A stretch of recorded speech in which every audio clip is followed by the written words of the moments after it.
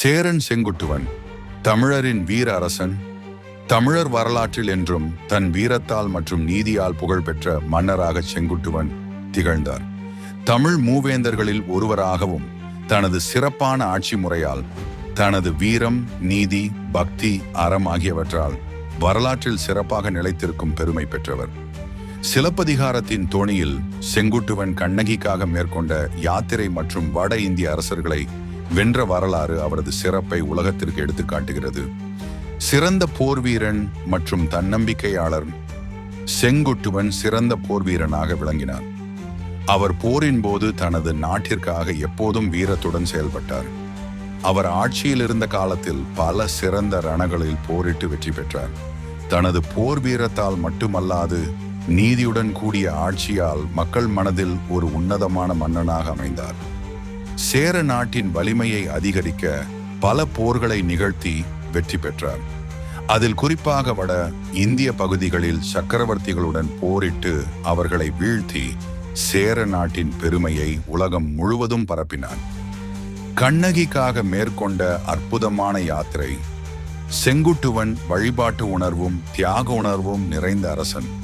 சிலப்பதிகாரம் என்னும் பெருமைமிக்க தமிழ் இலக்கியத்தில் கண்ணகி தமிழகத்தின் தூய்மையான பெண். மதுரையில் குற்றமில்லாமல் தனது கணவனை இழந்து நீதிக்காக போராடி நகரத்தையே எரித்தாள். பின்னர் மலையகத்தை அடைந்து சிவபெருமானுடன் இணைந்தாள். இதை அறிந்த செங்குட்டுவன் கண்ணகி தெய்வீக சக்தியுடையவள் என்று நம்பினார். அவர் தன் வீரத்தால் உலகத்திற்கு இந்த உண்மையை உணர்த்த நினைத்தார்.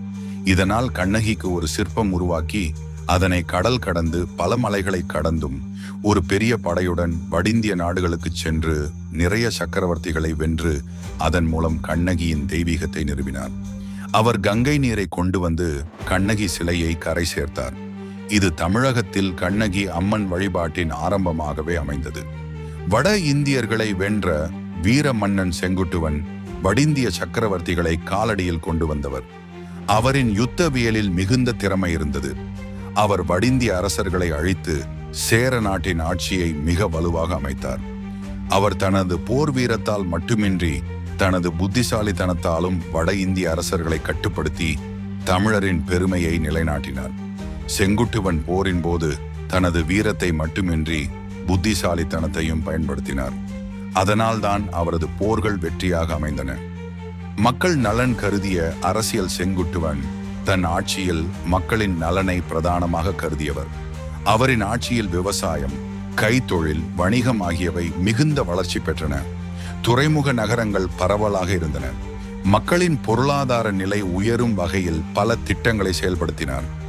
பொருளாதாரம் மட்டுமல்லாது நீதியையும் மிகுந்த முக்கியத்துவத்துடன் கொண்டிருந்தார். எந்த பிரச்சனையிலும் மக்களுக்கு நியாயமான தீர்வை வழங்கினார். அவரது ஆட்சியில் மக்கள் மிகுந்த மகிழ்ச்சியுடன் வாழ்ந்தனர். இலக்கிய வளர்ச்சியில் பெரும் பங்களிப்பு. செங்குட்டுவன் தமிழ் மொழியின் வளர்ச்சிக்காக பெரும் பங்களிப்பு செய்த மன்னன். அவர் புலவர்களுக்கு ஆதரவளித்து தமிழ் இலக்கிய வளர்ச்சிக்கு வழிவகுத்தார். சிலப்பதிகாரம் என்னும் நூல் அவரது காலத்தில் எழுதப்பட்ட மிக பெரும் இலக்கிய படைப்பு. இதன் மூலம் தமிழர் கலாச்சாரமும்